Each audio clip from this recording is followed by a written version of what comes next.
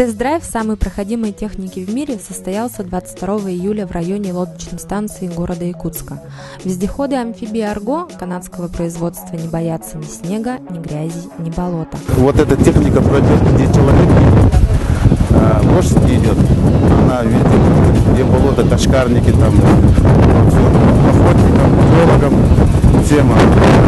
По воде она, в принципе, это лодка, вода туда не проходит, и колеса у него сверхнизкое давление, они тоже поднимают эту технику, они по воде вообще плавают.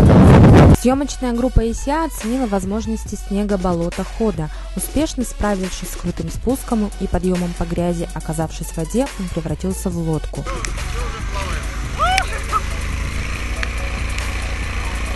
Легкий и быстрый, он отлично маневрировал и совершал разворот на месте.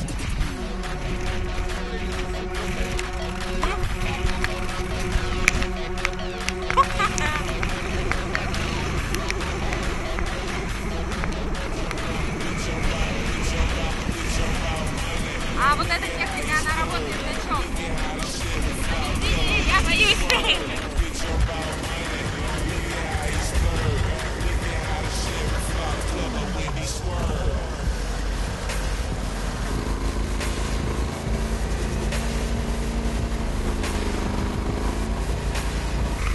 Как здорово!